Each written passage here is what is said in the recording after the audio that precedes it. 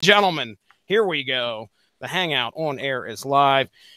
Ladies and gentlemen, welcome to Source Material. My name is Jesse Starcher, and this evening we will be bringing to you a book that came out not too long ago about a character that hasn't been in the spotlight too much, although her popularity has gained quite a bit here recently. And I think there's some factors that wait, let's try that again. There are some things that factor into that I might not be too up on.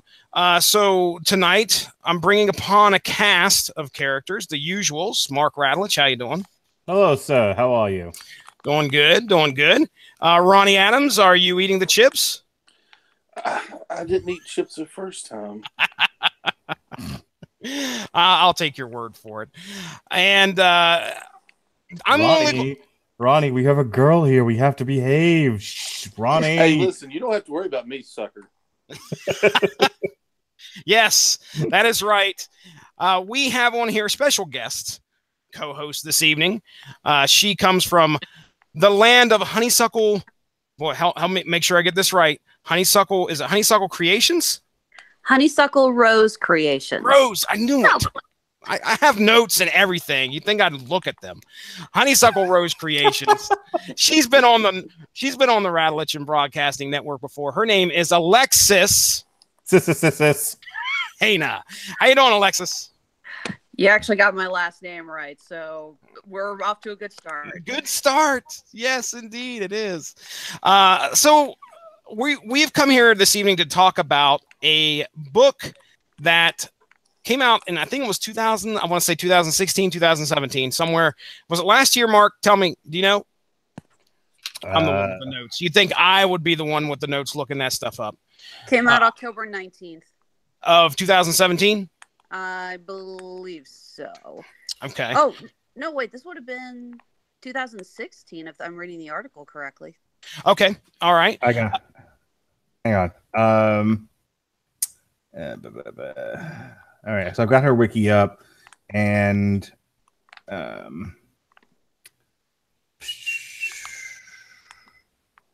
okay.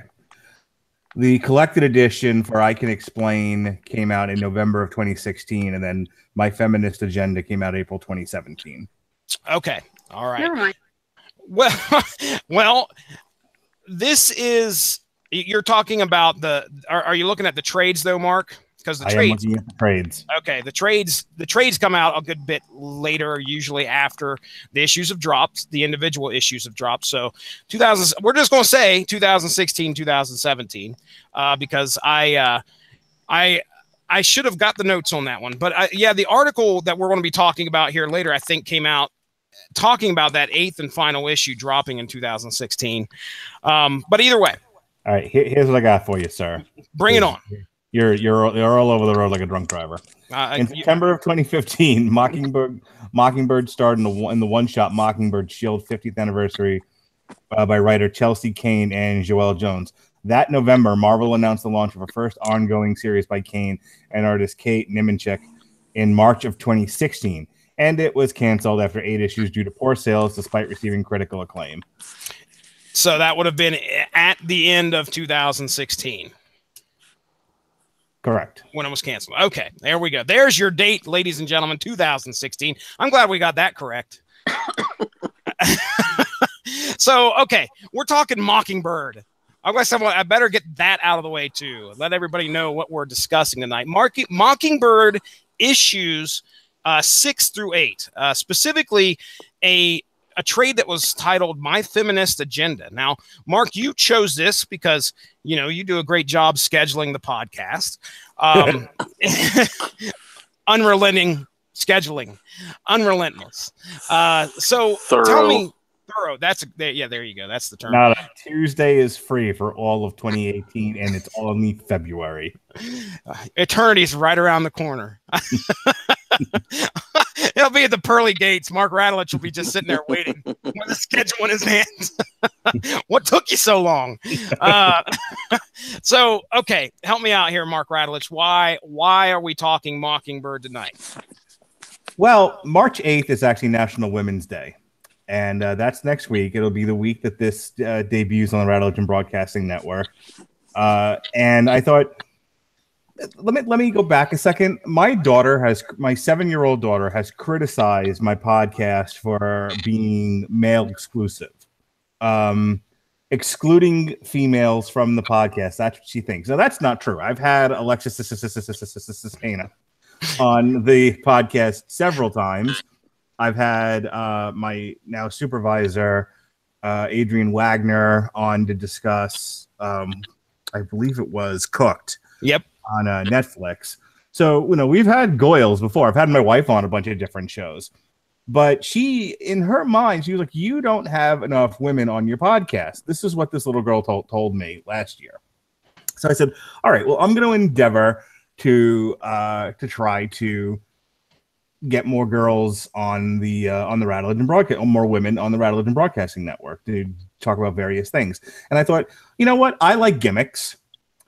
and I saw it was National Women's Day on March 8th. And I thought, well, let's celebrate a female, a lesser known female comic book character. Because we did Wonder Woman, but we did that because the film came out. So why not do something that isn't currently in the media? The other side of this was I happened to be looking through trades last year at my local bookstore, and I saw the Mockingbird series, the Mockingbird trades, I Can Explain, and My Feminist Agenda. The first time I saw the My Feminist Agenda one, I laughed out loud. I thought that tickled me. I thought it was very funny. I did not have, I guess, the neckbeard reaction of must kill women. But I guess we'll talk about that later. But I enjoyed the character on Agents of S.H.I.E.L.D. I enjoyed her when she was in the West Coast Avengers, and I thought, well, I'm going to give her solo series a chance here and see what that's all about. Kind of get out of my own little comfort zone of comic book characters. And turns out I really enjoyed this series thoroughly, and I wanted to talk about this particular one. Also because it engendered some controversy, and I thought it would be an interesting conversation for us to have. But if nothing else, it was an excuse to call on my good friend, Alexis Hana. Come on the show. You know, explain to them why you're doing that. I mean, at some point, I would like to know why you butcher her name. He claims it so he'll never get it incorrect again. But the problem is that he gets it incorrect every single time. He never called her by her actual name, at least as far as the podcast that I've ever heard. It's always 9,000 at the end. Go ahead, Mark Rattle. It's necessarily incorrect. It's I'm just emphasizing. No, the reason why I do that, the gimmick here is that I fucked up her name once, and Sean laid into me because of it, and now I won't stop. I'll never get it wrong again. As he continually gets it wrong every time. It's not wrong. It's emphasis. There's a difference, right, Alexis? It's wrong. Oh, you really think I'm taking sides in this debate? I'm just sitting here quietly in the corner with my corgi. Here's the thing. I had to send her, I had to include her in on the chat today, and I kept typing in her name with 9 or 10 isses at the end. She's not going to look under that. You messed me all up, Mark Rattlich. Well, that was all part of My Feminist Agenda. You should ask me about it. Oh, yeah, I think I will. You got a shirt? I will. I'm going on Etsy right now. Right? Hey, Mindy. Hey, Mindy. Ask the Source Material Podcast about our feminist agenda. Oh, boy. Put it on a T-shirt. So, now here's the thing. I did not know. Mockingbird showed up. Did she take the Mockingbird moniker in Agents of S.H.I.E.L.D., talking about the TV series, in season 2 or season 3? Or has she always been Mockingbird? Because I don't even remember her. I watched the first season of Agents of S.H.I.E.L.D. So help me out. Any of you guys remember? Did she take it later? The Mockingbird character in Marvel has been around for decades. Okay. Like I said, she was an Avenger. She was in the West Coast Avengers. She was married to Hawkeye for a while. And because the Marvel Cinematic Universe has strayed considerably from the long history, one of the long histories of the Marvel Universe, there's been quite a few, not as many as DC, but my nose is still bleeding over last week's conversation of 352 in Rebirth. I don't even know if we answered your 50. Your question, I think, still remains unanswered because it honestly, doesn't have one. I was listening to it again, and I'm like, nope, still don't have an answer. And like breaking windows in my house. I just want a simple answer. Anyway, please. But no, Mockingbird. That hero has kind of been around forever now. In some iteration. As I said, she was married to Hawkeye once. She was sort of like one of the co-leaders of the West Coast Avengers. She's since been sort of rewritten as an agent of S.H.I.E.L.D. And then this series delves into that somewhat. There's a lot. This ties directly into, and you can, and actually if you look at the individual issues, the last issue is the same cover as the trade, where she's wearing the T-shirt that says, "Ask me about my feminist agenda." Calm down, neckbeards. And it's actually a tie-in to Civil War, and the whole story kind of revolves around an incident that happens in Civil War involving Hawkeye. And this is Civil War II, the sequel. So Ronnie, Abe Lincoln's Revenge. Oh, that's good. Just thinking something like that. Okay, so Ronnie, know much about Mockingbird? This first time you've ever, have you read much about her? I've read. I mean, like, unfortunately, like, I really enjoyed this. I thought it was, it opened the character up a lot more. But unfortunately, she's been mostly a secondary character in the stuff that I've read, or a cast player, in West Coast Avengers, and even in Spider-Man recently, she and Peter Parker had a relationship. Okay. And so she's always been a secondary player in the stuff that I've read, but yeah, I knew about her and her marriage to Hawkeye and the Phantom Rider. I had no idea about that storyline, and yeah, it's kind of weird. The Phantom Rider storyline in West Coast, but I've never really, I guess you could say, I didn't know much about her other than that. Okay, all right. Now, me personally, I have no history really with this character. I remember reading Fractions Hawkeye, and I think she showed up in that. Yeah. And man, I mean, it completely, again, I think she had a few issues there. Actually, a pretty strong run, if I remember right, in that series. It's been a while since I read it, so I didn't know much about the character at all prior to getting into this. And now, Alexis, I'm going to start out with a broader question first, and then we'll kind of narrow it down to the same question. But first off, Alexis, do you read comics? Yes, I do actually read comics. I have a very large stack of them now. I will admit that it's always a little bit ironic is that I actually read more DC comics because I am addicted to the Marvel Cinematic Universe. I will watch the Marvel movies 100 times over and never get sick of them. Mm-hmm. But honestly, I prefer a lot more DC comics. I've read Kingdom Come more times than I can count. I consider Red Sun to be my all-time favorite graphic novel. It's a good one. Have you heard our Red Sun discussion? Would you hate me if I said no? Superman's a commie. Go. Disconnect her from the podcast. It's okay. I failed. It's all right. It's all right. Yeah, no, we did have that was a great comic. The first time I read it was when we did that podcast 2 or 3 weeks ago. So yeah, I agree. Tremendous. But yes, I have a huge thing of comics upstairs that I go through. I usually take a handful of books with me whenever I work at comic conventions. I just picked up Batman Meets the Teenage Mutant Ninja Turtles. Haven't had a chance to start going through that yet, but it looks awesome. Yeah, I've had a few requests of people from people asking me to cover that. So I've heard good things. Haven't read it, but yeah, I've heard good things about that. Now, do you have like a favorite creator, artist, or writer at all? Well, it's kind of a double-edged sword for me because obviously I love Alex Ross's design. His illustrations are just some of the most beautiful things I've ever seen. But then when I talk to people who work in the comic industry, they tell me Ross is kind of an asshole. Oh, really? Yeah, that's what I've heard online and on Facebook when people talk about when they've worked at DC and when they work conventions where he's been there. They say he's just kind of an unpleasant person. So it's like, well, and obviously I've never met him. He may be a perfectly pleasant man. I have no idea. But Yeah, I'm just going off what I've been told online. So, but regardless, his work, some of the most beautiful comics I've ever read. My 13-year-old cousin just started getting into comics, and I took her to my favorite comic book shop, and I had her pick out books, and she picked out Kingdom Come. Oh, it's good stuff. She wanted Old Man Logan. And I insisted on giving her the first volume of The Runaways. So I said, "You're a teenager now. You need to read this." Yeah.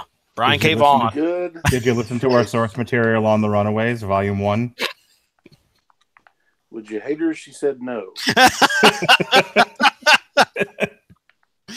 That was a good discussion too. Mark Radulich, we do respect the Brian K. Vaughan, especially Saga. I think we finally got Mark hooked on Saga. I don't know if you've had the chance to read that, but yeah, Brian K. Vaughan, Runaways, great story. All right, so let's talk about Mockingbird. You got any? Have you had any experience reading anything with Mockingbird in it?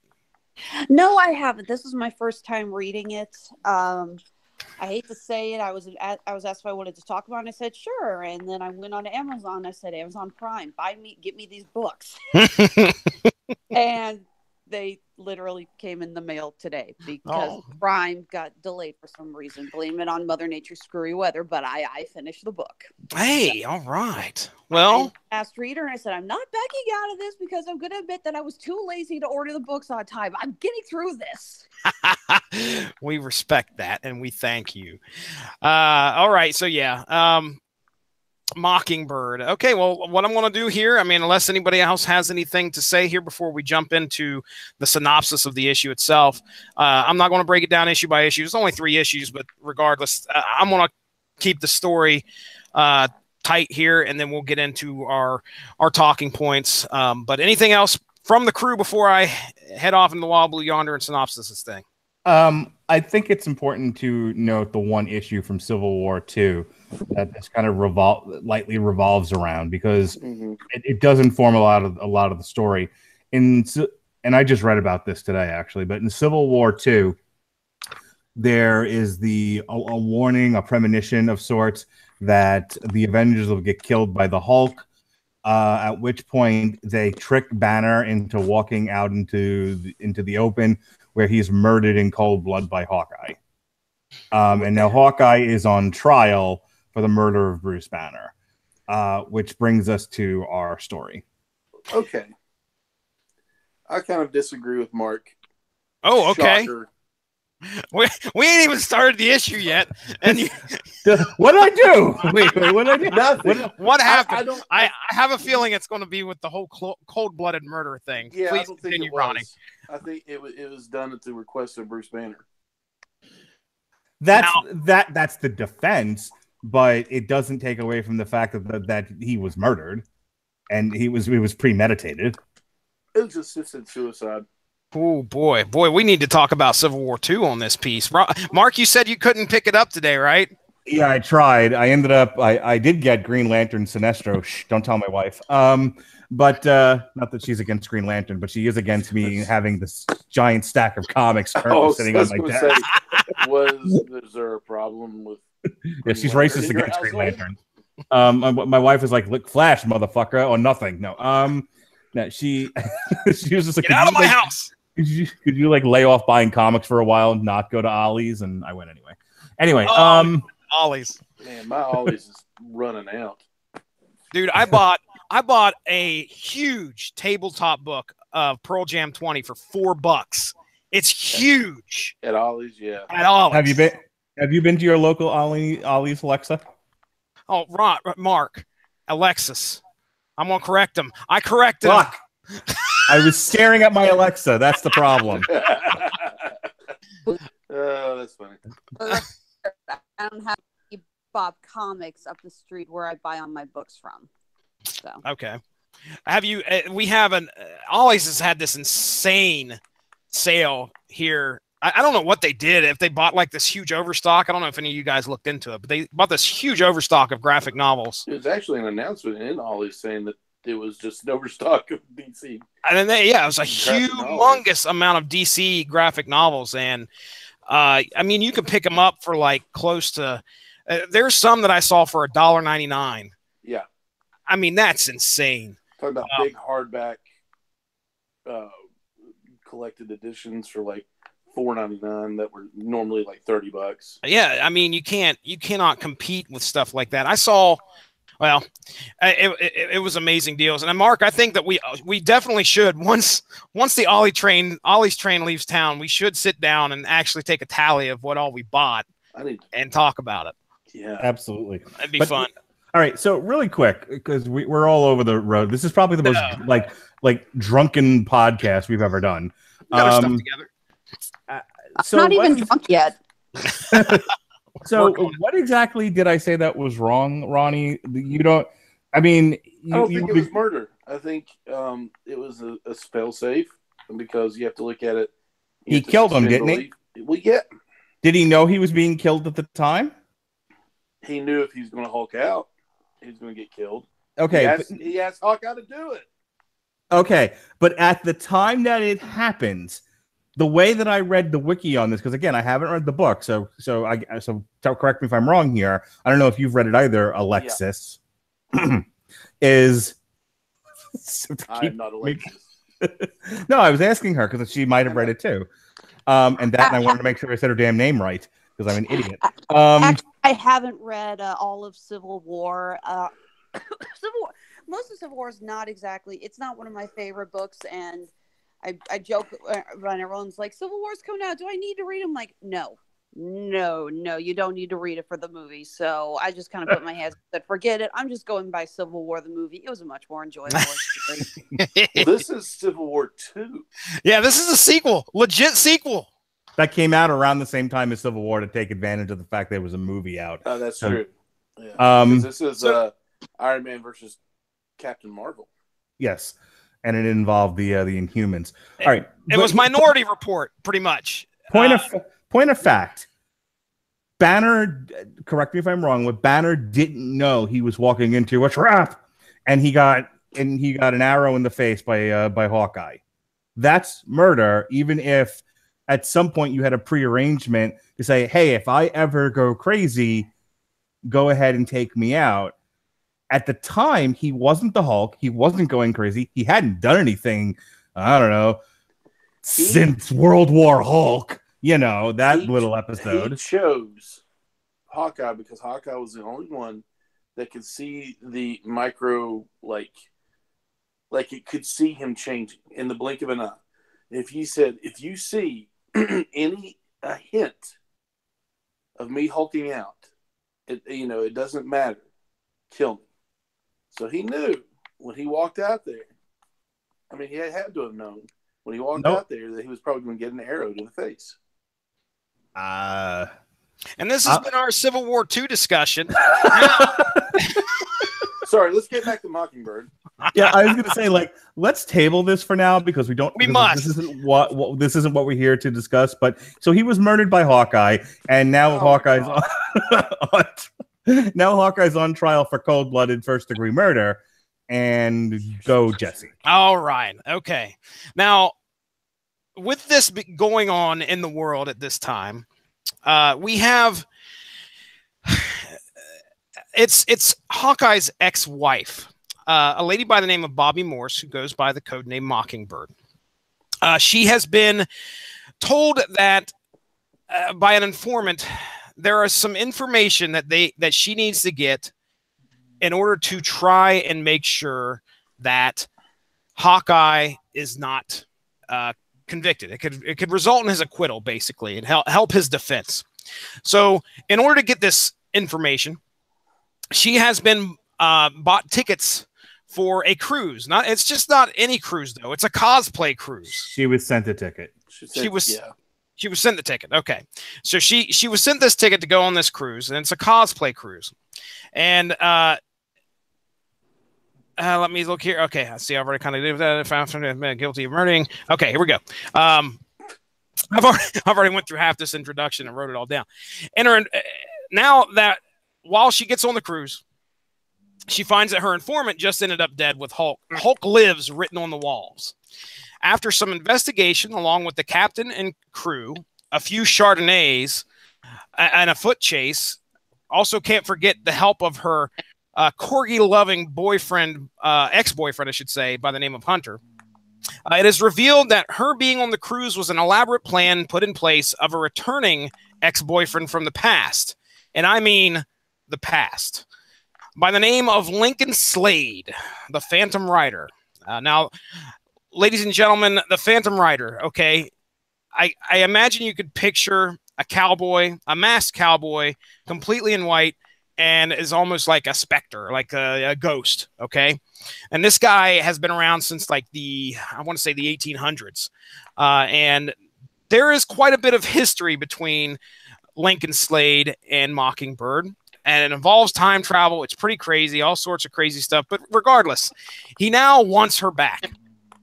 And the only way that he can do this, apparently he can possess relatives. And sure enough, there's a relative on this cruise. It's all sort of crazy stuff.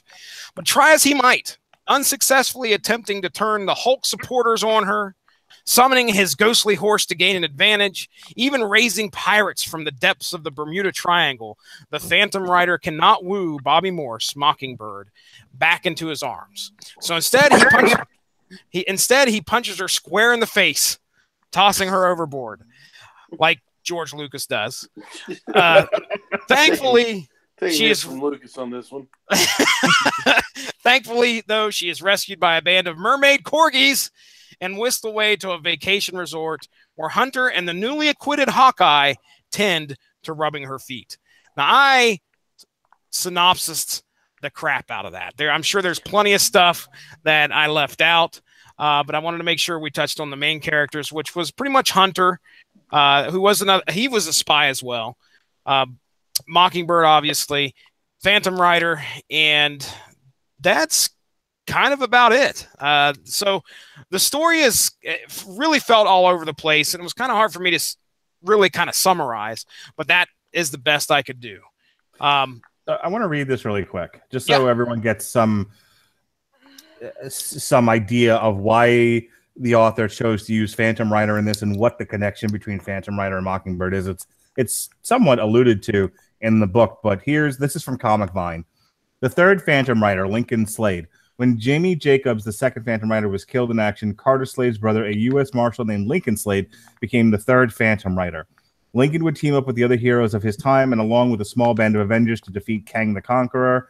Lincoln Slade was driven mad from the spirits for not being chosen to wear the costume. This brought him to a breaking point that he used a potion to control and rape the time-traveling Avenger, Mockingbird. Ooh. Once the potion wore off, she fought and defeated him, but in the course of the battle, he fell to his death from a cliff. This became a major bone of contention, as is brought up in the book, because, to one degree or another, Hawkeye basically accuses her of like third-degree murder, essentially. She let him fall to his death when she could have saved him. Then she has her defense of that. But that's where the crux of this is all coming from. Okay. So, well, I mean, Mark, we'll go ahead and start with you. I mean, what would you like to go ahead and talk about first? That, or is there anything else you'd like to bring up? Well, let's go back a second and let's take the story as a whole. This was a fun little murder mystery.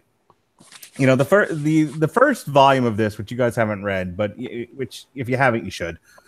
I can explain. It's kind of like a reintroduction of the character, and she throughout the couple of issues, it's the tone of the entire book is the same as this one, where it's very tongue in cheek at times and very quirky and funny and modern.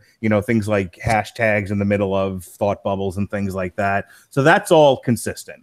And again, there's more of that here in My Feminist Agenda, which lends itself to being a very humorous book.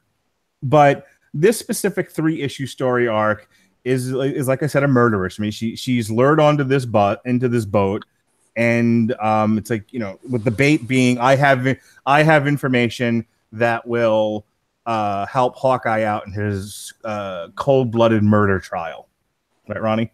Yes. And if you say so, Mark.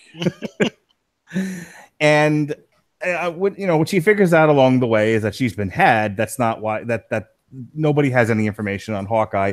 This was an elaborate plot to get her back in the arms of the Phantom Rider. And it all gets kind of wrapped up very quickly. But like I said, along the way, you have this fun mystery tale that is really propped up by the fact that she's a quirky and fun character. Her relationship with Lance Hunter is pretty entertaining, and you have a lot of other colorful side characters in this book. We're not really up to like final thoughts on this, but this definitely is one of those books where, we talk about the pendulum of the things that we read, where, if one side is baby Darkseid and, and universes collapsing on themselves and wacky raceland and people turning into buildings and fighting each other. All covered here on the Source Material Podcast. And the pendulum then swinging the other way to, it couldn't be any simpler than the Punisher just murdering his way through Bed-Stuy. This one sits slightly right in the middle, maybe slightly, going in the Punisher direction. It's a fairly simple, easy to read, fun story.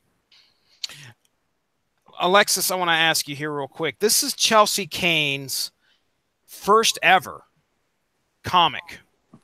What did you think of how did you think it looked? And how did you have any opinion on how it was written? I thought it was okay. Nothing about it really jumped out and said, oh my God, this is awesome. I thought it was a pretty average comic. I will say this, that I was a little distracted by two elements throughout the book. First of all, like you said, this is a cosplay cruise that they're on. It's basically a Comic-Con cruise. Mm-hmm. And I am a Comic-Con vendor, and there's a lot of talk about all the things going on there. I'm like, oh God, this would be my worst nightmare having to work a cruise like that. Shoot me now. I love the page where it shows the vendors, and then it's just the next panel is them still sitting there in the dark. I'm like, oh God, that looks familiar. And the other fact that there's apparently a corgi appreciation thing going on during the whole thing, and every page of the book, all I can think is, screw the cosplay cruise. I want to do a corgi convention, and I just wanted more corgi. I do own a corgi. He's staring at me right now with his rawhide bone in his mouth. I had serious questions about. You said it was Lance Hunter, Mark. Is that? I didn't know his first name. I thought his first name was Hunter. But Lance had a shirt that said, "I'm nuts about corgi butts." Now, what? Can I ask? Is that some kind of a weird corgi subculture reference that I am unaware of, or is that just something goofy they threw into the story? There is this thing about corgi butts. Corgis Come on, they have really cute butts. Googling corgi butts. No, don't do it, Mark. Do it, Mark. Woo! I got a mess of pictures that came up under Google Images for corgi butts. Oh my gosh! Be careful. There's a 47-second clip on YouTube of corgi butts. Oh wow! I would not be surprised if there were a 47-minute clip of corgi butts. 10-hour loop. Jesse, I'm going to send this to you. Please share the following pictures. These are 15 corgi butts that might break the internet. Why am I? No. Yes. Who am I sharing this with? Anyone watching our discussion of this on YouTube currently. Are you kidding me? You want something else? Girlfriend of mine sent me an ad for cookie cutters for corgi butts. So no, come on. This is a thing. I cannot believe this is a thing. Jesse, out of all the things that you've heard, I was going to say this you're raising a stink about? This is what surprises you. Dude, well, I see him with this. One thing I take away from this story was that shirt. I know the rest of it's all fun and games, but that shirt. Nothing spoke to you except the corgi butt t-shirt. Seriously, dude. And now finding out that it's an actual thing. Oh, great. Here comes the incoming message. Thank goodness. Why in the world? That's the magical power of corgi butts. Wow. Okay. Start sharing, mister. Yeah, I will gladly just go ahead and find give me a second here. Ronnie. No. No, you must. For the record, if you hear growling in the background, that is the corgi Eddie, who's now demanding attention. I think we got his interest peaked talking about the butts. Corgi butts. Oh, Eddie, goodness. we're talking about your corgi butt. You're snoring. It's Logan the Boxer sleeping. That might break the internet. Why are you? What in the world? Why is this a thing? Why is this? I'm just glad for once I'm not the one that derailed the podcast. Right? All right, ladies and gentlemen, if you are tuning in live, you are in for a treat. Oh my goodness. Here we go. Let me go ahead and switch back. We will certainly go down from 15 to number 1. That corgi is not amused.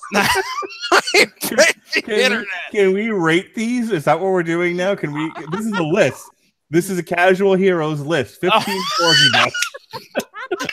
I don't think they ever did a list like this. What? Oh, now that no. Look at that one. Those look like go back down a little bit. Here. Go back. No, go back. Go back up. Go back. Stop right there. Those look like tribbles. Yeah, that's what I was say. Triple butts. All right. Loaves of bread or corgi butts. The world may never know. Sully has a pretty effective strategy for handling Mondays. Indeed. Oh, okay. That's come a on. gaggle of corgi butts. A gaggle. Why are we still looking at this? Well, Remington Hitchcock is viewing along with us here. He's in the Facebook, or not, excuse me, the Yahoo. No, it's YouTube. Starts with a Y. YouTube chat. What's up, Remington? Yeah, one. Okay, that's not a real dog. I thought that was a real dog for a second. Like, this is an interesting breed. Can I ask a question? Did you start drinking before the podcast? It was just like, you know what? These kids and their illnesses and they're fucking up my microphones. I need scotch. Yes, please. We got to reach the end here, Ronnie Adams. Let's see. Corgi butt squad goals, my friend. Hashtag squad goals. All right. So good luck. I want to squad goals on corgi butt pictures. Good luck hiding when your bum is this adorable. I mean, I want a sleigh pulled by corgis now. I want to sell my car and I just want like a sleigh full of corgis to pull me around. Leo is proud of his corgi curves. And listen to what you're saying. You're a grown man. All right. You're welcome. You're welcome, ladies and gentlemen. Jeez. You've broken me. Well, I'm gonna wipe my eye.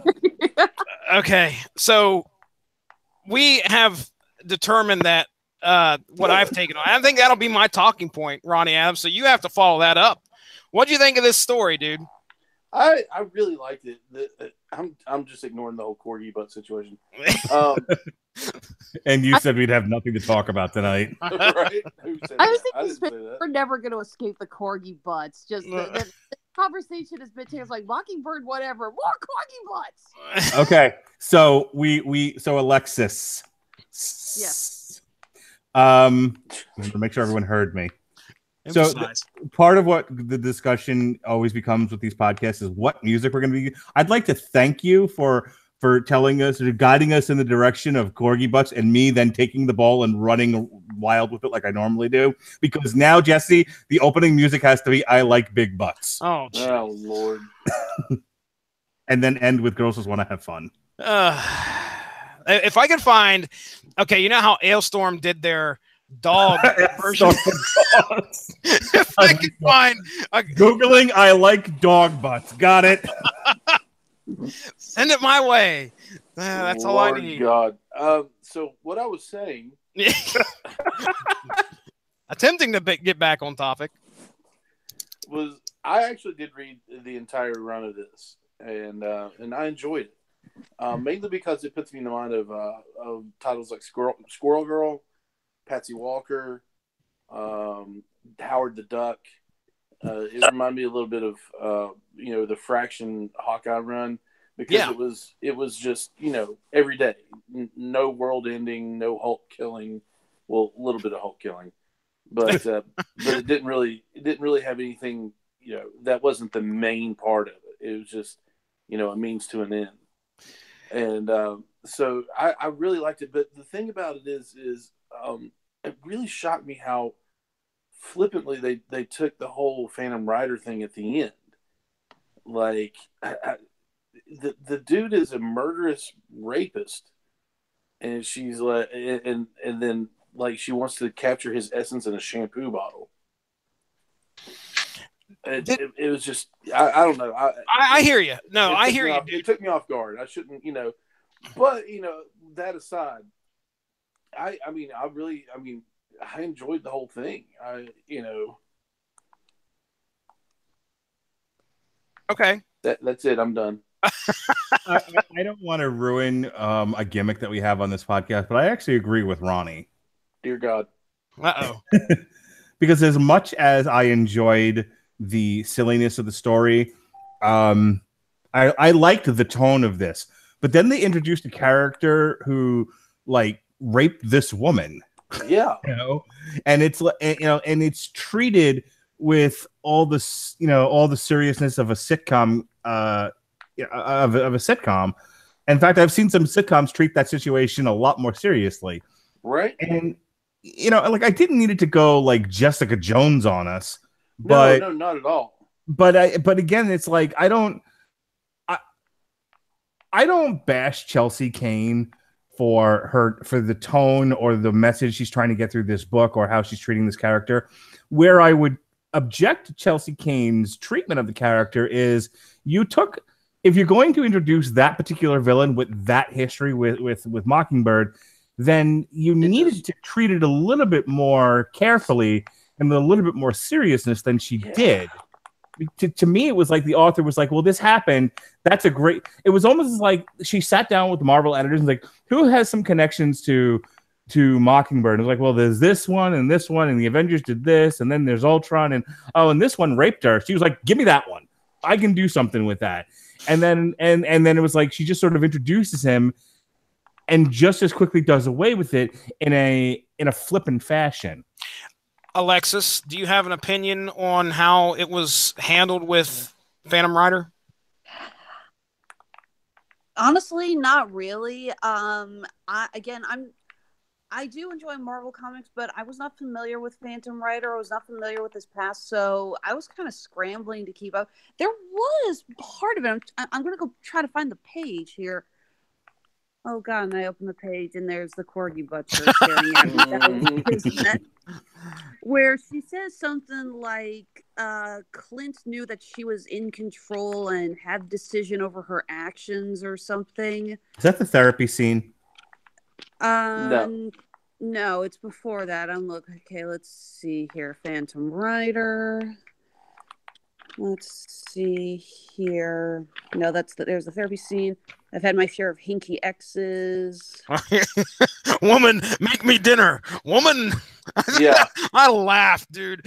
When I saw that, and he's there, it was just like this. It was just like this little bio from like a official handbook from the Marvel universe. It's him spinning. I demand you make me dinner. Woman. It's good stuff. Yeah, here it is. Yeah, Clint did divorce me because he thought I murdered you. He divorced me because I cheated on him. He told himself that you had drugged me, taken advantage of me, but he never truly believed it. It's too ridiculous. He knows that I've always made my own decisions and that I'll live with the consequences. Clint and I are a lot alike that way.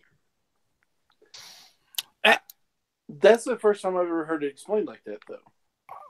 Here's the thing. Going into this book, is that the only mention where she says something about him, about Lincoln Slade, Phantom Rider, doing something to her? Because the whole rape thing, no clue. I had no clue. When now he says drugged her and took advantage of her. Okay, well, I didn't know it went as far as rape, although that's certainly could easily be implied from what's being said there.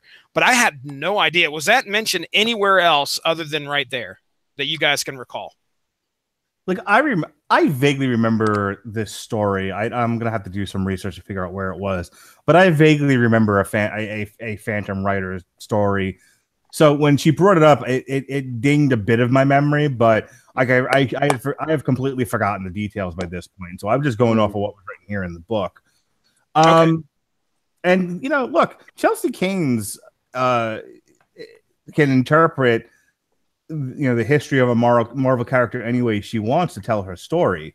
That's not my issue. My issue is, shouldn't there have been just the tenor of that last bit of it? I mean, we have ghost pirates that show up. They're just like, you want us to do what now? And they're like, oh, very British. Wait. And yeah, you know. That is what you choose instead of the corgi mermaids. Oh yeah. Well, that happens afterwards, of course.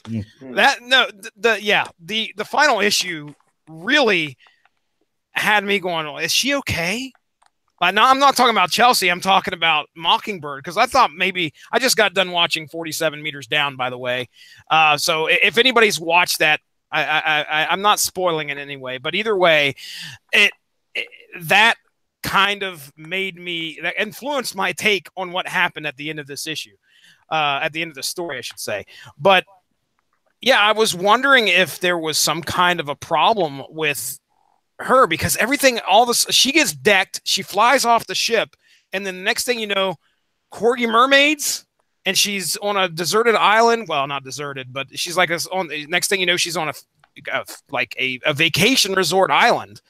And Lance Hunter shows up to rescue her, in quotes.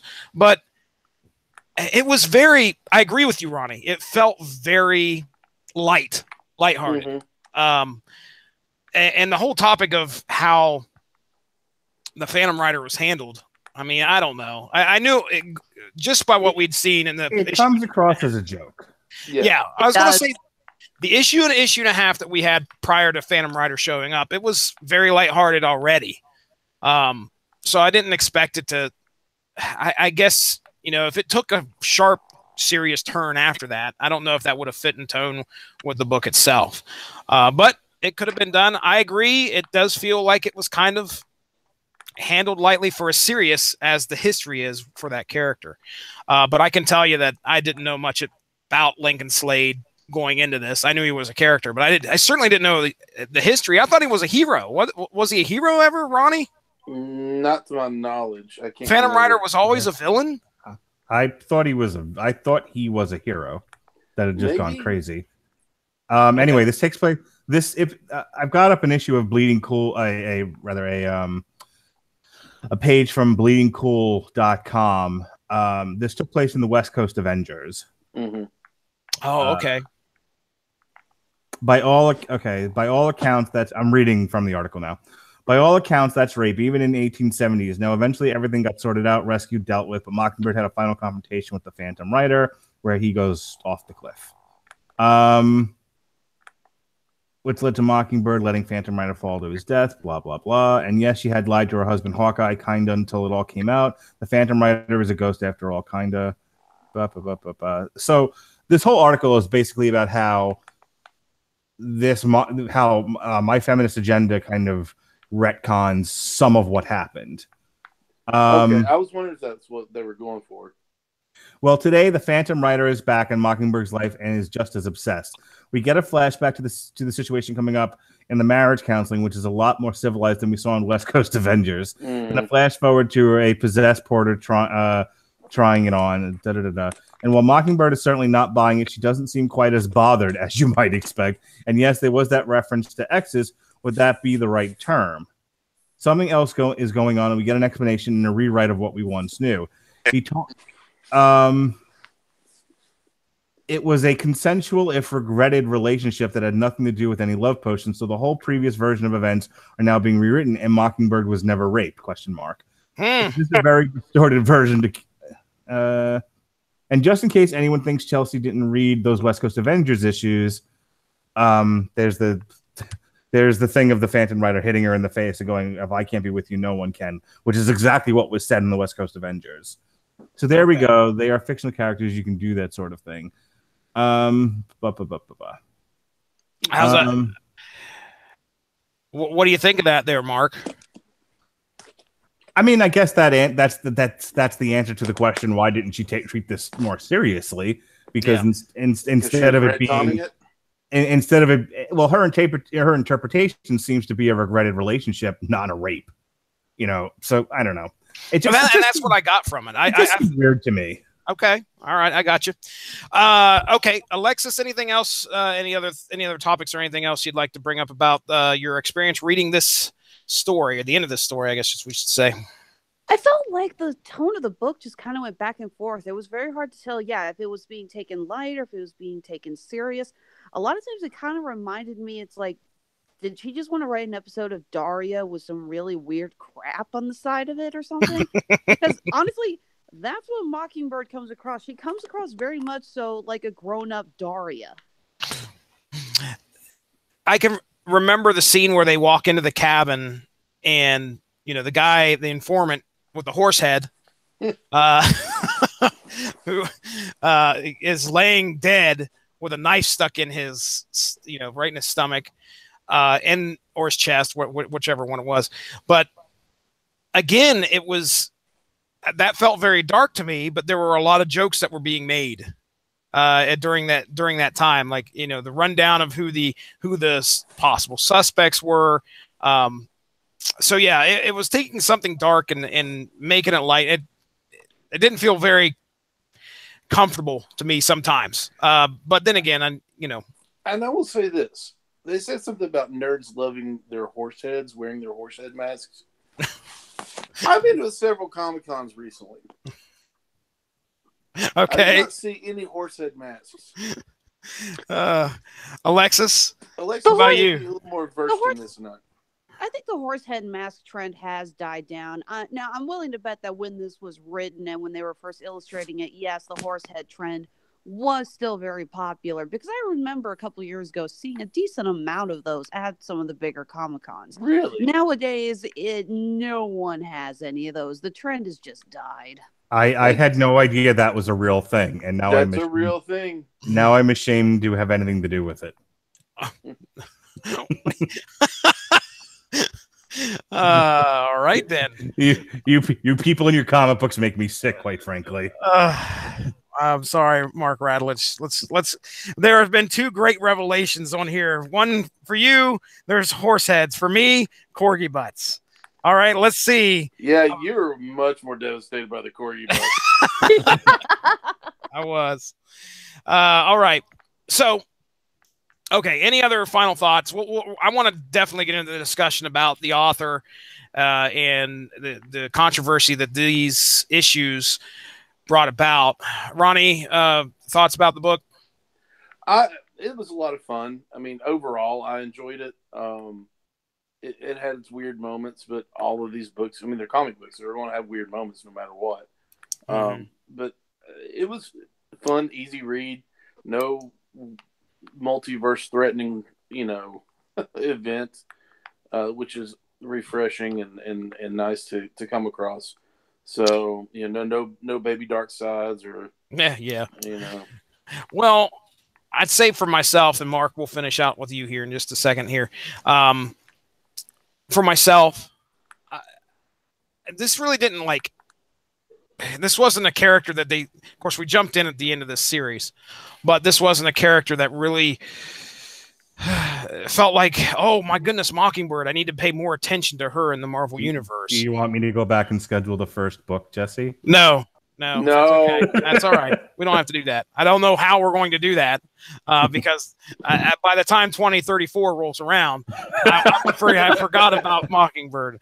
But no, it was interesting to see her relationship with Hawkeye. That's kind of what I gleaned out of this was, the relationship between the two, and how, I guess, she's trying to deal with that. trying to deal with that fact. And then it doesn't sound like, to me, I want to say she's kind of over him. I mean, at the end of this, there is Lance. Nobody's really over. Yeah, well, I mean, yeah. At the end of this, we get Lance, we get Hawkeye, and we get Bobby or Mockingbird. All three of them are, I assume, staying at the same room or staying at the same resort hotel, and she's having both of them rub her feet. That was kind of like the last page of this series. So yeah, I mean, it was a light, fun story. Did you see the article I sent you about that? Marvel teases polyamorous hero in Hawkeye's ex Mockingbird. Wow. Oh my gosh. Yeah, that was from inverse.com. And it basically they look at that last panel and they were like, is Chelsea Kane, and this is the whole article, by the way, is Chelsea Kane implying that Bobby Morse is polyamorous? Yeah. We've had that discussion on the network quite a few times and on this podcast. Yeah, we have. And believe it was Flintstones. The Flintstones. I completely purged that from my mind. Corgi butt cookie cutter. Thank you. Yeah, very much. That's what my girlfriend posted on Facebook. She posted on there thinking that I would want that next time I make and decorate cookies. Oh, it's wonderful. You should Wonderful sell those stuff. At Comic-Con. Like, for real. I'm not even joking. Somebody's already cornered the market, Ronnie Adams. I'm sorry. For as many suckers, and cookie pops and stuff like that are badly decorated as superheroes, I'm sure there's a market for corgi butts. Put that on a t-shirt, Mindy. The Source Material Podcast, a market for corgi butts. Please do. And y'all may think I'm just being flippant, and saying jokingly. No, I'm being very serious. People will buy them. They will. Mark, what did you have some final thoughts on the series? On the 3 issues? I want to read the last paragraph of this article about is Bobby Morse polyamorous. Oh, please. It's why the epilogue feels like more than just a fun little ending to the series. As we get a deeper understanding of Morse as a character, her frustrations with having to compromise on her superpower aspirations and then society also extends to her relationships. The ending is Morse giving herself the option of not having to compromise in what she really wants, especially because she clearly isn't interested in settling for anything at the moment. And so the implication is that she still loves Hawkeye and she loves Lance and she's not willing to choose between them. And so she chooses both and they are not. And I guess they're both okay with it. It doesn't go any further than foot rubbing. It's a fucking comic book. Well, I don't know. I say that, but then there's Saga, and there's fucking in the butt, fucking in the butt, fucking in the butt. Yeah, but that's why do you have to sing this? That's Image Comics, not Big Two though. Why don't you sing it? Because there's obvious reasons. Are they? Oh my god! So Mark, I just you're arguing just to be arguing. So I just I don't know. So much comic books definitely ask some interesting societal questions. I don't know. I'm intrigued by the idea of a Marvel comic, one of these mainstream comics dealing with, like the Flintstones dealt with polyamory and gay relationships and everything. But there was definitely an agenda with that book, as we talked about, and it drove Ronnie right up the fucking wall, if I remember correctly. I don't know if, as much as the book is entitled My Feminist Agenda, I don't know if there really was one here, but I don't hold it against the author for introducing those kinds of elements and having fun with them.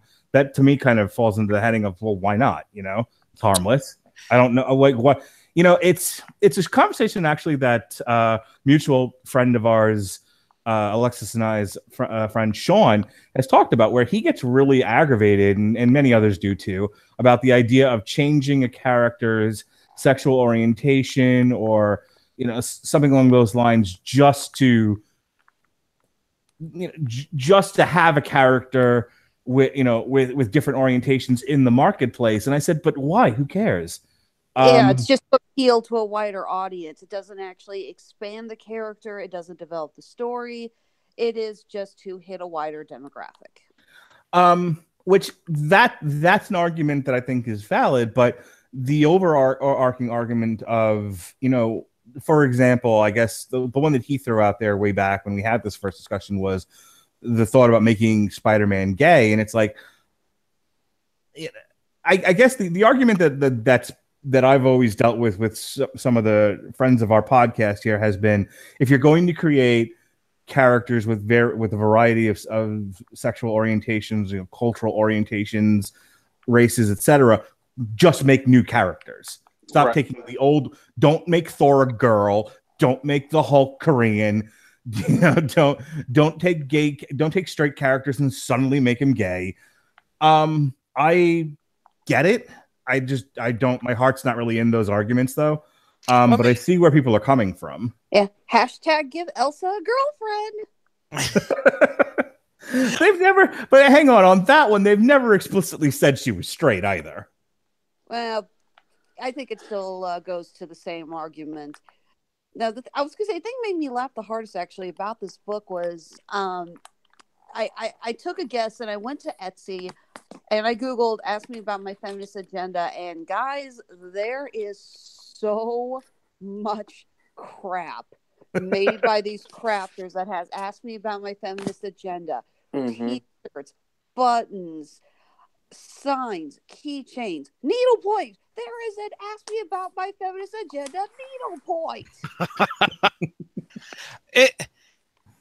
Okay, let me throw this to you here, Alexis. Did the whole feminist agenda thing, did there feel like there was one here at all? Or am I missing out on something? Because I didn't feel like something was being preached to me here. You know what? I hate to say it. What I think some people thought was being a feminist agenda. Honestly, her attitude in the book didn't really come across as feminist to me. It came across as kind of bitchy. Okay. Yeah, she seems to me it was more of, I'm a badass superhero, not that, not anything more than that. I mean, I think if there's any feminism as a theme in the book, it's that, and if you look at the term feminism, it's the belief or practice that the sexes are equal. She's not treated any differently in this book than any male superhero would be. She took control of an investigation, of a murder investigation. She confronted an arch enemy and dealt with him rather efficiently. Take Mockingbird out, put any non-superpowered, just, ninja fight, put Batman in there. Okay. So Batman's on the boat instead of Mockingbird. Does the story change significantly? I don't think so. I would say that, well, I don't know. It depends on who's writing it. But it would probably have a way darker tone if Batman's involved. I would say that's got to happen because Batman's been involved in some fun stories, but I don't know if you would be able to spin something like this and make it believable for Batman, which is, wow, maybe that's my masculinity affecting my conception or perception of a character. I don't know. Racist. Sure. My racism. I'm racist against cruise ships, specifically costumes.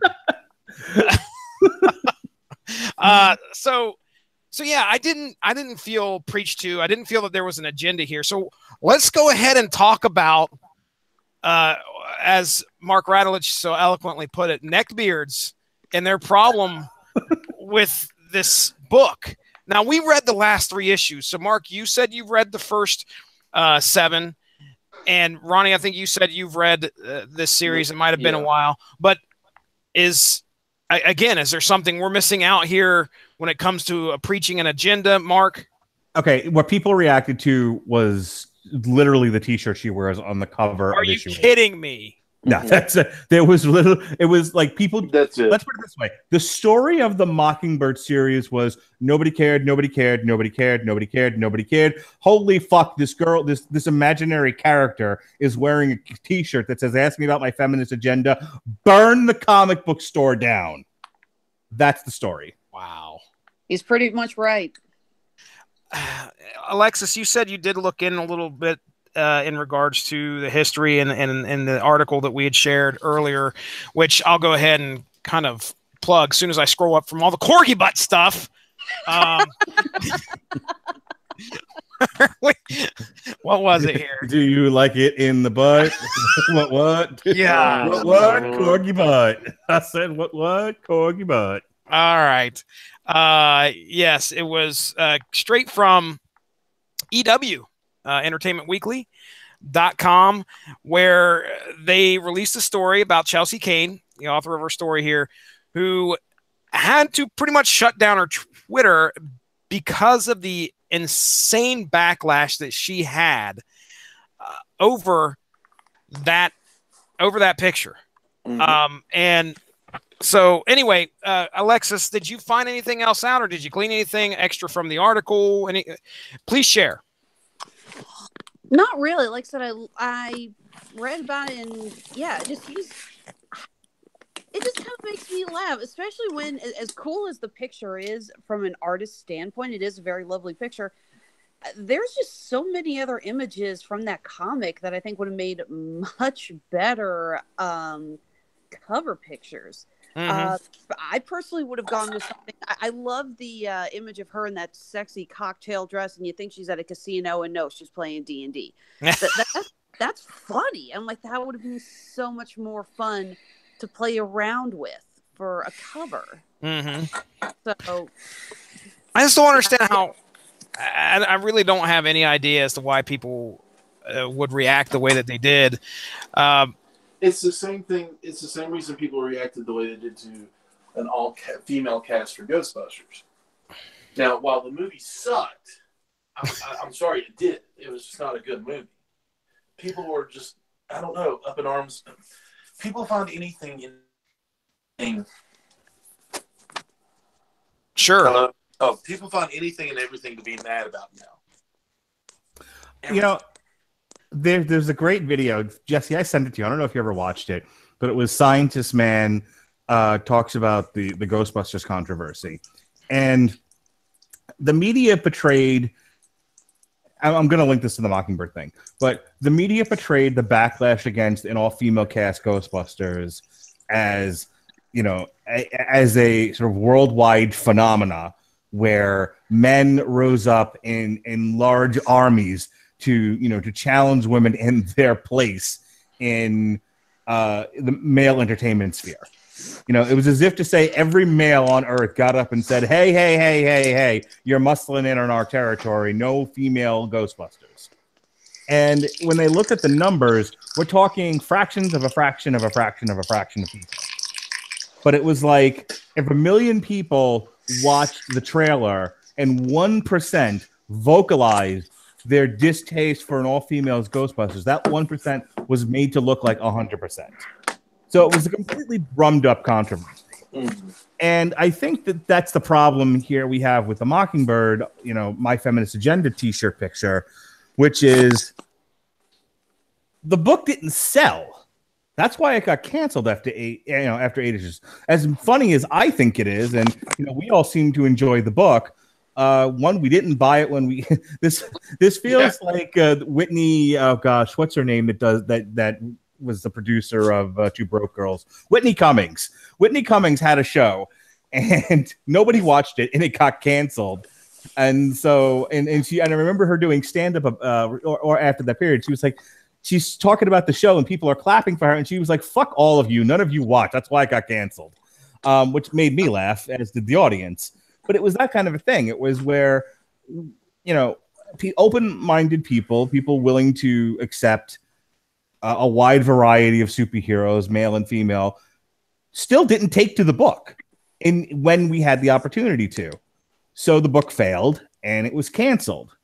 And it would have canceled without even making a blip on the radar had that cover not been used in issue 8 and then subsequently for the trade. But a percentage of a percentage of a percentage of people, an extremely small fraction, got on Twitter. And look, I can see where Chelsea Kane is coming from. There's a reason I don't write for 411 Mania anymore. Because again, we're talking about a small fraction of people yelling "fuck you" at me through a computer. I don't need it. I don't want to be bothered. So, I love doing these podcasts, but we don't get comments on them. People listen, and they listen in their cars. They listen where they don't have an effective means of communicating with us. So that works for me. But, you have this author who puts this particular piece of art out there, and a small fraction of people react to it, but that fraction reacted extremely negatively. And she was like, well, I'm a professional writer. I don't have to put up with this, and got off Twitter. Yeah, I get where she's coming from, but I wouldn't necessarily call it like a huge, like we only know about it because we're doing a podcast about it tonight, but I wouldn't have even known this controversy existed had we not. Alexis, what do you think here? Do you think she handled it well? Would you have stuck around and suffered through this shitstorm on Twitter, or would you have done the same thing? To be perfectly honest, I'm pretty much on Twitter under protest. No, seriously, I have Facebook, Twitter, and Instagram for Honeysuckle Rose Creations, my company. And Twitter is the one that I use the least. And I got on Twitter just because I was getting nagged by other people. Like, why don't you have a Twitter? You need a Twitter. Like, everything that goes on Twitter already goes on Facebook. Because Facebook is my primary social media. It's the one I use. So, it's like, I'm getting off Twitter. I'm like, you're not going to be missed because nobody gives a crap about Twitter anymore. We act about how it's like, well, it was on Twitter and he tweeted this and everything. It's like, sorry. Trumpy in the White House can love it as much as he wants to, but Twitter is undoubtedly one of the most outdated and useless pieces of social media in the market. I find Twitter painful to read. I have a handful of friends through various avenues. People I've known in real life, people I've met through podcasts and blogging and whatnot. And I see them on Twitter constantly, and I feel like they're damaged. They've lost their ability to have an inner monologue. Yep. Everything they think has to go on Twitter, and it's like, I can't read this anymore. I don't need to know what you're thinking every moment of the day. Yeah. I get followed on Twitter, I'd say, I don't know, at least twice a week, maybe. And these guys, I have no idea who they are. And you go in there and you instantly look to see how many followers does this person have versus how many people are they following. And then you start asking yourself, why is this happening? Why are they following me? And then you start to worry about how in the world did this person, what bot found me? what robot? What robot do I have to worry about that's cataloging me, and what line or what category do I fall in? Social media is it's a horrible, horrible thing when it comes to the piling on and the amount of abuse that can arise from it. I'm not a popular author here. Did we lose Jesse? Yep, we lost Jesse. Okay, so while we're waiting for Jesse to come back, this also probably didn't help Chelsea Kane's case. Apparently, when she found out that Mockingbird was ending, she took to Twitter. Mm-hmm. And these are the tweets from October of 2016. Please buy Mockingbird issue number 8 this Wednesday. Send a message to Marvel that there's room in comics for superhero stories about grown-up women. And then the next day, 2 minutes later, Mockingbird is canceled, but we need to make sure Marvel makes room for more titles by women about women kicking ass.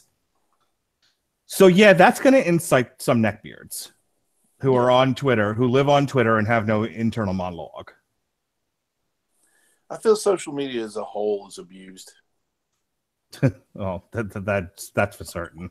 Yeah, but it's always the loudest ones. It doesn't. If in a group of 100 people, the loudest one's going to get heard first, and it's usually I don't know. I have so many feelings and so many about this. I need to shut up. But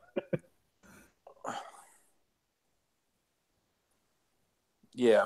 I'm just looking at some of the comments on this. Go ahead. Oh, I was just saying, like, did it seem to you all that she was? It just. Well, you've already said that it didn't come off as feminist. It just came off, a certain way. But it just felt like she was just pissed off at the world at this point because her comic book was canceled. Like we said, nobody was buying it, and it was not because that it was bad. It was just people didn't relate to it. People didn't like it. People have their opinions, or it could have been that Marvel didn't really put the amount of money in behind it that or the kind of publicity behind it that she wanted. So I want to read this one comment. I've never seen anyone. Mockingbird #7 sold 14,751 issues. In the same month, Scarlet Witch #10 sold 15,000 and change.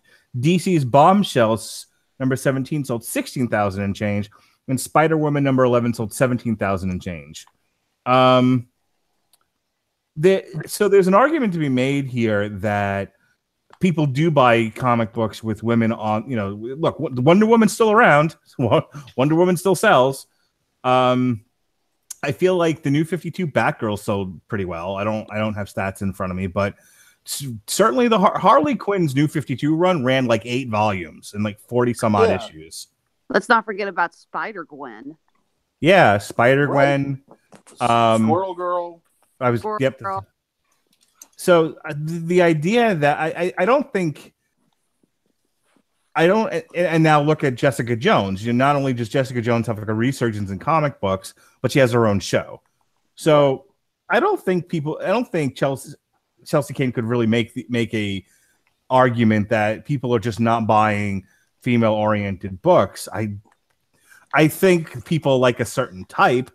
I think they want to see women kick ass and do fun stuff. Certainly, Captain Marvel's been around forever and is getting her own movie. People are demanding a Black Widow movie, and Black Widow has had her own series. But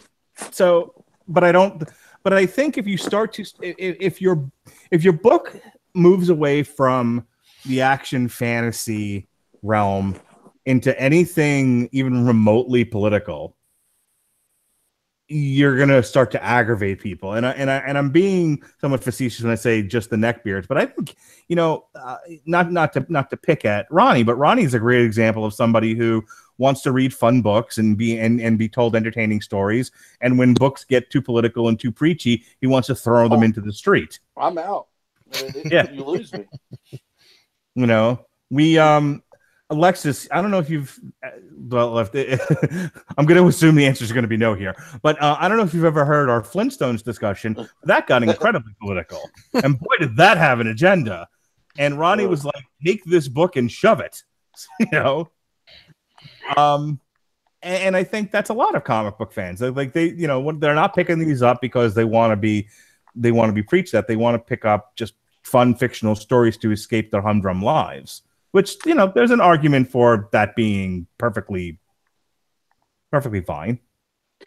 Yeah, I hate to say it. The more we talk about Kane's reactions and the more I look at the book, I'm starting to think, I don't think, it's like, Kane, I think you're confusing feminism with pretentiousness, I guess maybe is the word. I feel, I'm sorry, but I feel like it's like she's saying, because my book was canceled and because my book wasn't read, then that means that you guys are against my feminist agenda. It's like, no, we're against it because you need to learn to write better. And I'm sorry, this is something that I actually see a lot. And I'm sorry to betray my gender like this, but I do see this a lot with women, that they take the stance that if they are talked, if they are told, if they are turned away, if someone says no to them, if they say that's not going to be good enough or something, they get on this high horse and say, you're just talking down to me and you're doing this because I'm a woman and you're a man and you're being sexist, whatever. And it's like, no, it's because you really, it's like, because it's not good. I hate to say this kind of thing is prevalent in all discussions. There's a massive amount of pseudo racism in the world. People's like, you're talking to us because you're a different race than me. It's like, no, I'm talking to you this way because you're wrong and I'm right. It has nothing to do with the race. It has nothing to do with the gender. And I'm sorry, I think Kane is getting on her high horse for a cause that is not really needed to be invoked here. I was thinking about Supergirl, and I currently have the wiki up. But here's a character that was invented, let's see, 1958, and currently has her own television show, which is on its 3rd season. Probably going to have a 4th season. Has a movie. It wasn't good, but at least she's got one. It was terrible. It was better than. Can we please forget that movie existed? But I mean, I don't think anyone could make the argument that, people don't read Supergirl. I mean, for fuck's sake, I'm looking at the list of the amount of comics she's been in. There's several volumes of the New 52, several volumes of Rebirth. Before that, she's had her own comics. I mean, she's been around forever, and she's had comics, and obviously they sold somewhat. Like I said, Wonder Woman's been selling for years. So yeah, the more we talk about it, I'm with you, Alexis. The more we talk about it, the more we think. I think she's bent out of shape because her book got canceled, and it was more of if she's being true to herself, more of I'm a professional writer. People should have been buying my stuff. There's obviously something wrong with the comic book fans. It's like, no, we just like what we like. Mm-hmm. And there's plenty of it out there. Hi, Jesse. What? Are we going to acknowledge that Jesse's back? What happened, dude? I went on a rant for like 5 minutes, and then I threw it to Ronnie, and then I'm like, why is everybody quiet? Like, get back in here. And Mark's going off about Superwoman or Supergirl. I have no idea what the hell just happened. So great. All right. So I'm glad you guys. I heard 75% of that, and I agree with 100% of it. What do you think of that? Terrific. Put it on a source material. I heard 75%, and I agree with 100%. Oh, wow. Put it on a t-shirt, Mindy. Yes, do it. Do it. All right, so let's go ahead. Hey, 1 second. Yes, sir. I have a question for Alexis. Okay. Do you make t-shirts? No, I do not make t-shirts. Okay, so that I can't use you in that gimmick instead of his wife. Got it. Moving on. I make pins and buttons. All right, so the new gimmick is putting on a button, Alexis. Good. Moving on. Your ears will burn for the next probably 6 months because we will be bringing you up on here a lot. For the record, I have a new printer, so if you guys want some buttons made, please contact me. Oh my goodness. That is definitely a good option for us here because we have plenty of things that we decide need to be spread about, put on buttons, put on t-shirts, that's for sure. So we have plenty of things marked need to be put on a shirt. That's right, yeah. Yeah, oh, Mark.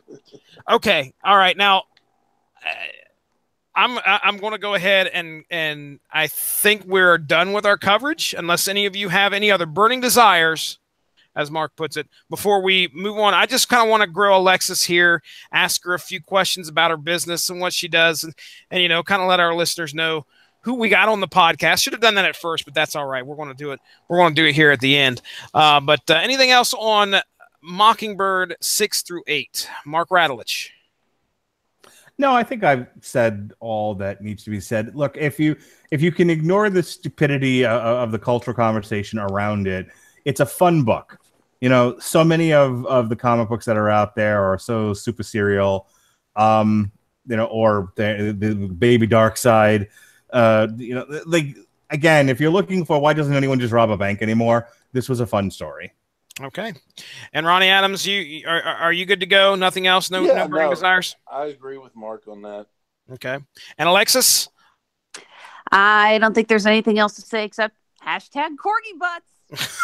Oh, yes, indeed. Well, I know what the at least one of the pictures are going to be for the when we post the show. So, all right, big old corgi butt. I like. No, wait a second. You just said big old corgi butt. I like big butts and I cannot like. Okay, all right. So, Alexis, this is your first ever source material show, and she's never coming back. Yeah, first and last. Let's go ahead. I want to ask you a few questions here because we kind of got an idea of the type of work that you do. Honeysuckle Rose Creations. What is that again? Honeysuckle Rose Creations, intersection of geek and chic. It's a company. We're based out of Kansas City, Missouri, specializing in making jewelry that is repurposed and upcycled from game pieces. We make necklaces out of dice, earrings out of Monopoly and Clue pieces, buttons, pins, and bracelets out of Scrabble tiles and dominoes. The list goes on. Virtually everything we make is repurposed out of something else. How long have you been doing that? We actually are celebrating our 6-year anniversary. Awesome. Very cool. Very cool. So what kind of inspired you to get into that?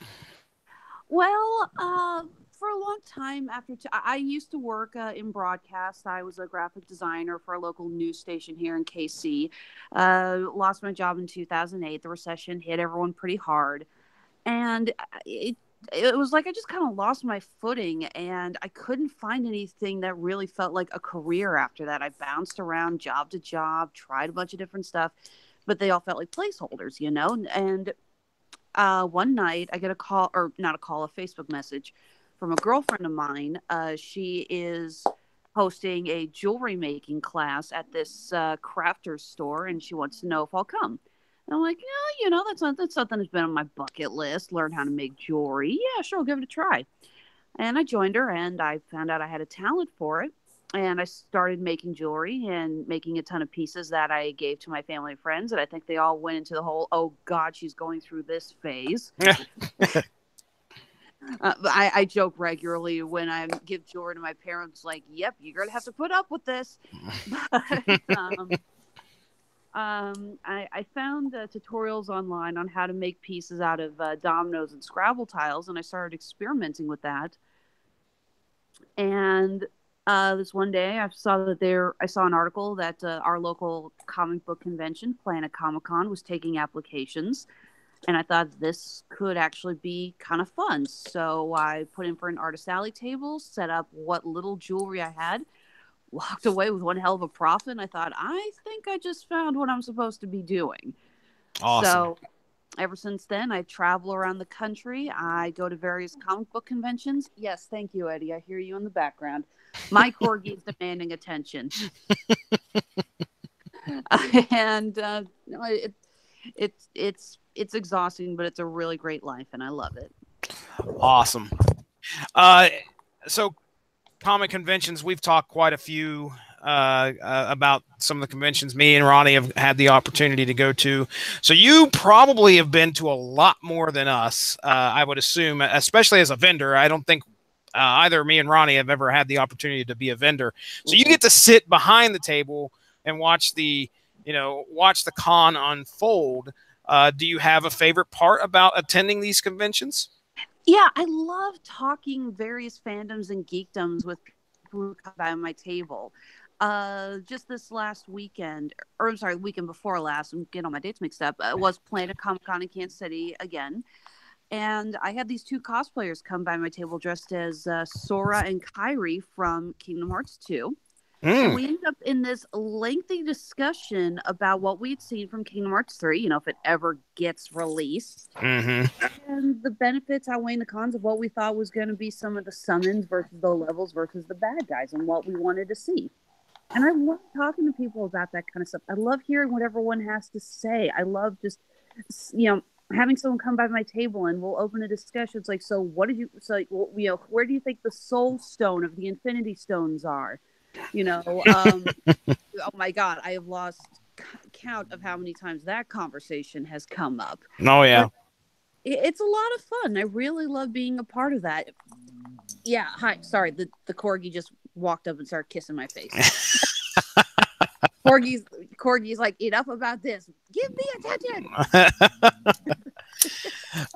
So okay, hitting the con circuit, interacting with fans and interacting with those that are attending there. Do you have yourself a favorite con interaction, like either with a celebrity or a con goer? Well, unfortunately, I don't get to meet as many celebrities as people think. Usually, most of the celebrities I know are behind very long lines, behind curtains. It's very hard to get to them. And obviously, when you're working a table, you cannot disappear for 3 hours to go wait and get an autograph, especially if you want to see someone. Yeah. I worked a show in Philadelphia. Tom Hiddleston was the guest of honor. And yeah, I would have given my left arm to meet him, but there was no way in hell I could abandon the table for that long. Yeah. You know, gotta be a responsible adult.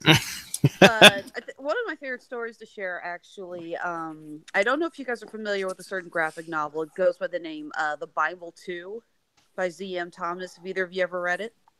No, I've never heard of that. It's exactly what you think it is. It's the sequel? It's the cover is Jesus riding a glittery Pegasus. Oh, okay? Wonderful. It's exactly. Ronnie, get on that shit.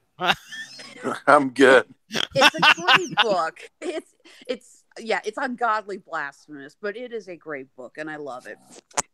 Well, one of my earlier years working, it was a show in Minneapolis. The author, Z.M. Thomas, was going to be there selling his book. And the way they had the tables positioned was that a handful of some of the bigger name vendors were actually facing some of the celebrities. Amongst them was Kevin Sorbo. You guys know who Sorbo is, right? That name sounds familiar. Any of you guys? Hercules. He is Hercules. Okay, thank you. Yeah, he is. Hercules' Legendary Journeys. More recently, he's been in the God's Not Dead movies. And Mr. Sorbo has actually become a born-again Christian. Good for him, whatever. But apparently, when he saw that he was going to be opposite the Bible too, I don't know how ugly it got, but apparently he demanded that they shuffle the vendors because he refused to stare at that book all weekend long. Oh, wow. And when we got there, about 60% of the vendors and artists had no idea where they were setting up. We were told all of the tables had been moved. Everything had been thrown around. A handful of my other friends who are vendors came in. Friday morning, we're supposed to be finalizing our setup, and they don't know where they're supposed to go. And I'm laughing my ass off because I got a free upgrade to a corner table. Like, I'm not complaining. I got something good out of this. Heck yeah. Well, last year at another convention, I walked around for a bit on my break, and I ran into Z.M. Thomas, and I said, I've known about you for years. I really got to get your book. He and I have a very good mutual friend, author Dirk Manning, who did a bit on the book as well. So we started talking about him. And I said, yeah, I've been wanting to buy your book since the whole debacle with Kevin Sorbo years ago. And he just stares at me and goes, people know about that?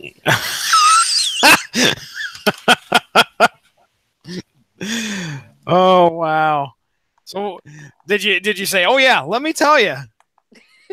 I was just kind of laughing because it's like, are you kidding me? It's one of my favorite stories to tell. I love it. Wow. I mean, we're friends with a creator by the name of Benjamin J. Cologne, who's attended quite a few cons, got to, he sits behind the table, and you're exactly right. I think the one time he ever tried to really rope himself out of being there was the opportunity to go stand in line and meet Stan Lee. So you're there to make you're obviously there to make a name for yourself, peddle your wares, I guess you would say, and make $1. So I can understand it's tough to get out there and see any celebrities or even do that. No chance interactions like in elevators or anything like that with rubbing elbows accidentally with anybody big that you can think of. Are you asking her if she tripped over Brian Michael Bendis? Was he laying on the floor? I'm interested in that story.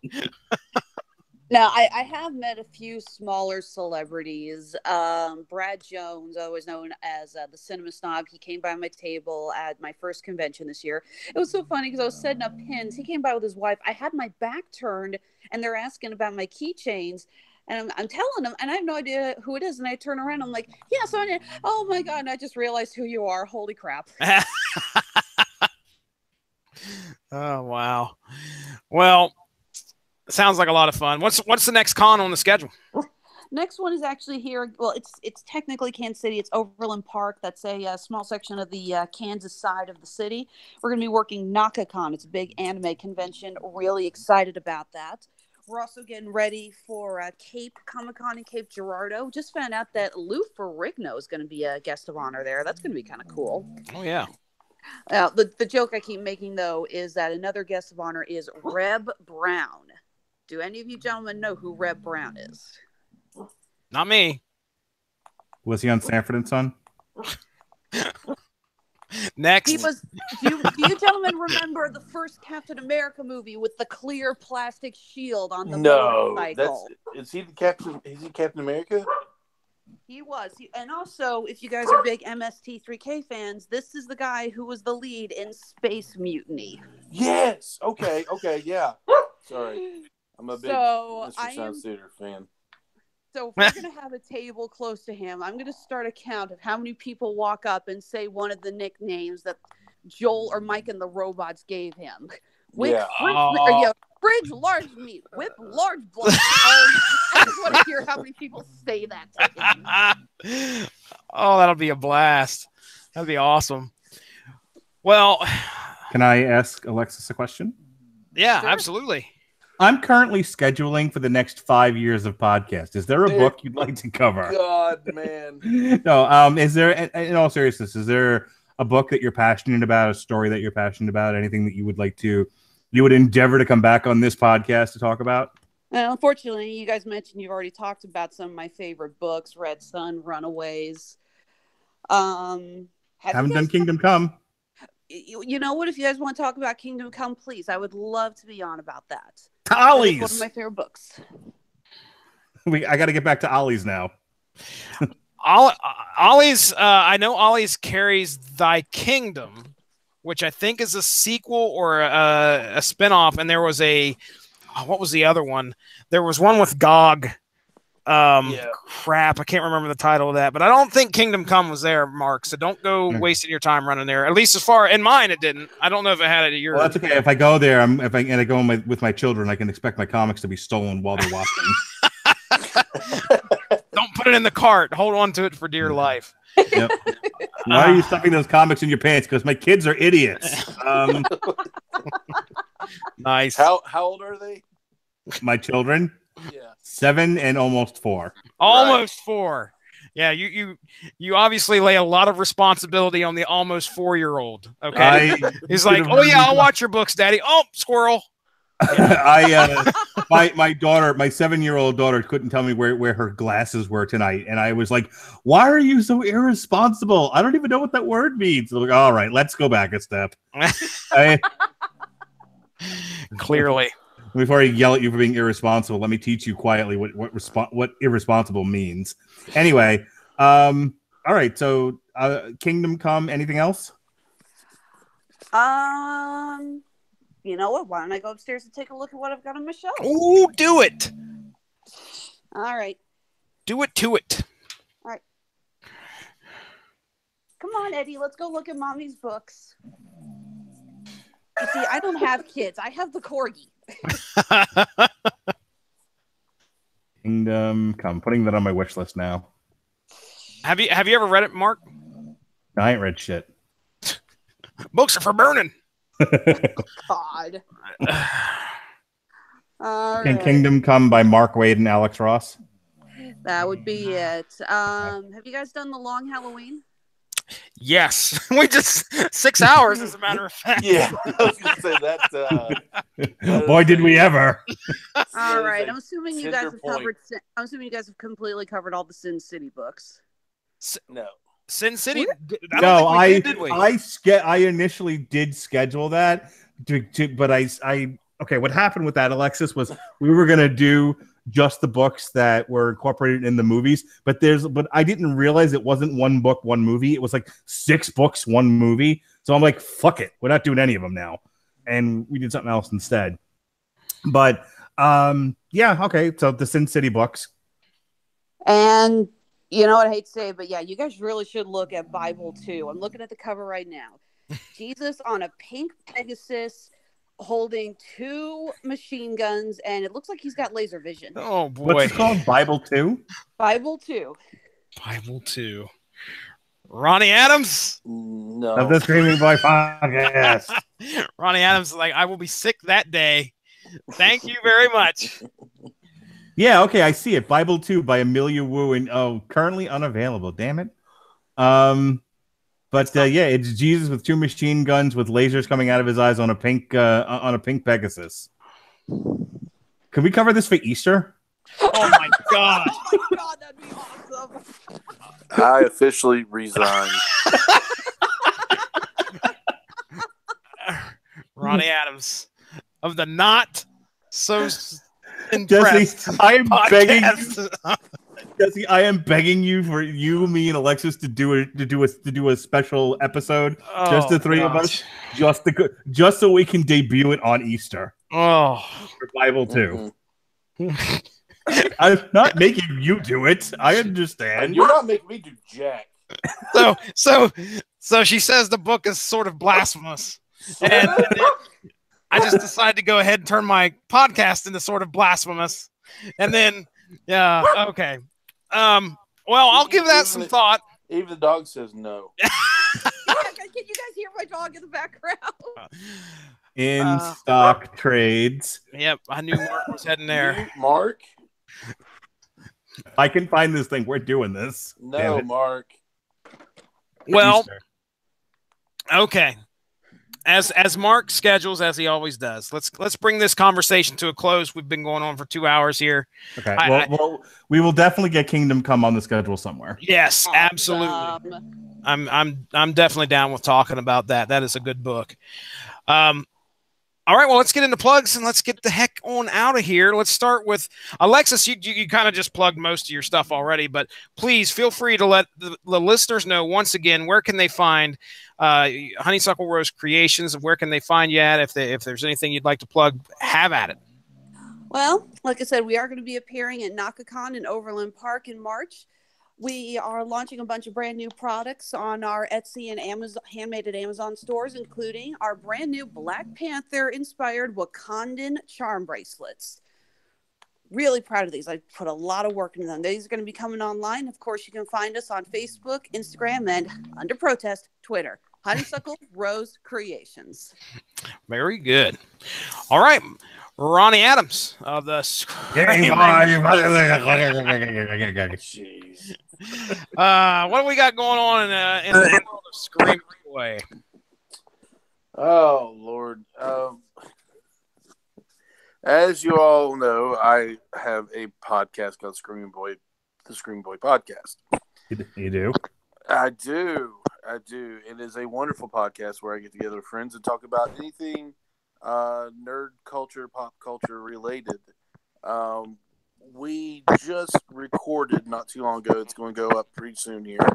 What did we talk about, Jesse? Good Lord, buddy, we went to the arcade, my friend. We did. We had fun at the arcade. We went through our couch cushions and we gathered up our quarters and went to the arcade. Talked about the history of the arcade, the rise and the fall, our favorite arcade games. It was a lot of fun. Jesse, who actually worked at an arcade, shared with us a couple of funny stories about his time that he put in the arcade. Poop. So, poop. All stories lead to poop. No joke. Indeed. But it was a lot of fun. So it should be going up on iTunes, Stitcher, TuneIn, and the Rad Litchen Broadcasting Network here in the next couple of days. We've had a lot of, just go back and check us out. We've had a lot of great shows in the past here, and we are on Facebook. Just search Screaming Boy Podcast. We are on Twitter at ScreamBoyPR. We are on Instagram, ScreamBoy Podcast.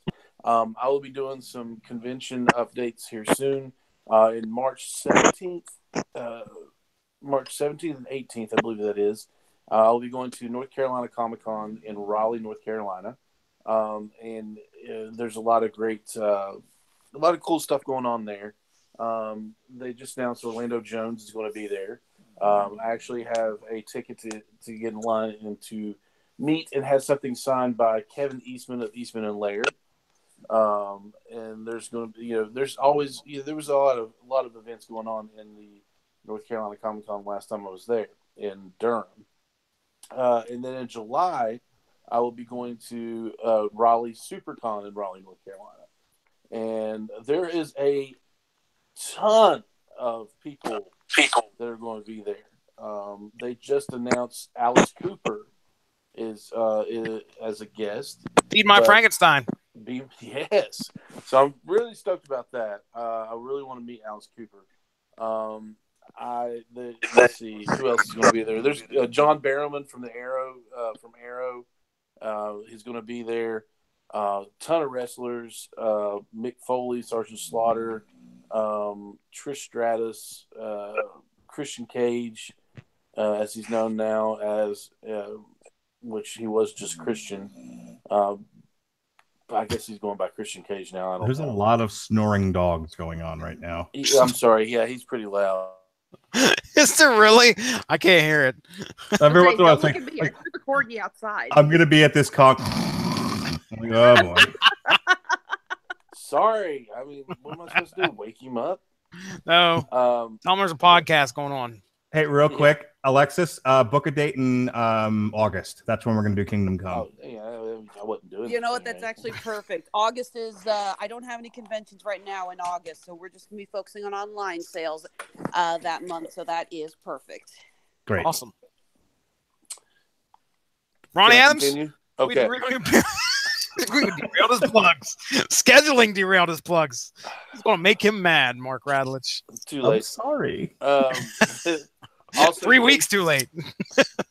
Also, Dave Bautista, Sean Gunn, and Palm. I don't know how to pronounce her last name, but she played Mantis in Guardians of the Galaxy. They're all going to be there.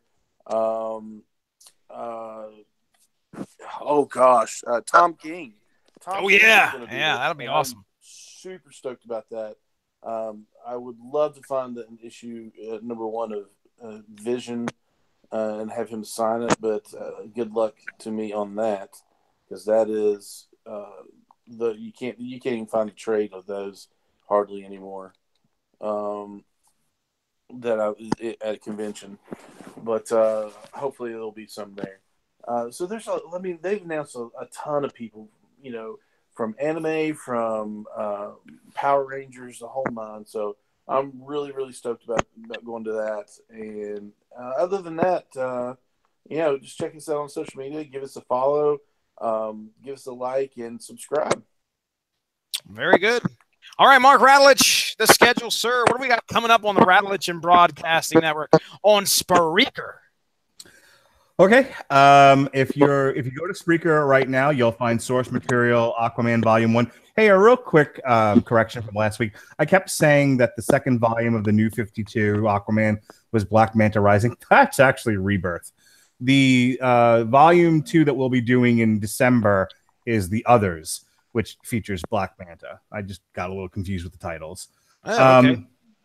We have a schedule change tomorrow night. TV Surprise. Party instead of doing Black Sails is going to do what was once the WB is now the CW Aquaman pilot. So like 11 years ago, before Arrow, before The Flash, they experimented with an Aquaman show, ran a pilot. It did not get picked up, but it is available on iTunes for like $2. Ronnie and I are going to talk about that tomorrow night on the TV Party tonight. So that ought to be fun. And then the Metal Hammer of Doom had a successful show with some unsuccessful music. Philip H. Ansamo and the Appliances. We're going to see if our luck holds out this week, and we can continue to play some fun music. It's the debut album from Rumahoy, The Triumph of Piracy. We're going to do the Haitian Slam. Oh, such a great album. It really is. It's fun. That earlier. That's fun. Next week, when this show debuts, we got a full week of shows. I'm actually going to we're going to do 4 shows in a row. We've got this Mockingbird show. We've got Damn You Hollywood starts its run of weekly shows with Death Wish, the remake. The Metal Hammer of Doom will review the new Andrew WK, and Sean Comer will be making his first appearance on the Rattlegion Broadcasting Network on Spreaker with On Trial, the original Death Wish with Charles Bronson. That's all I got for now. Okay. Well, ladies and gentlemen, go give that Rattlegion and Broadcasting Network Facebook page a like to stay up on top of all the great podcasts that we have to offer. Usually what we're going to do is, like Mark Rattledge said, we're moving from Blog Talk to Spreaker, so we will be posting the links to the Facebook page. So that's probably the best way to stay on tap for what we have to offer here on this network. I do want to thank our special guest co-host, Alexis Hana, for coming on here and discussing the book with us. I want to give shout out to Remington Hitchcock from the Dueling Ogres podcast. Yes, I remembered your name this time, buddy. Thanks for listening. Thanks for chatting with us there. Thanks for all the Corgi Butt comments on the chats as well. I think we have definitely opened up a can of Corgi worms on the old podcast tonight. So this will be a lot of fun to edit. Have a good time. Ladies and gentlemen, I think that's about it for Mark Rattledge, for my good buddy Ronnie Adams, for Alexis Hana, and myself, Jesse Starcher. I want to wish everybody a great evening. Have a good one.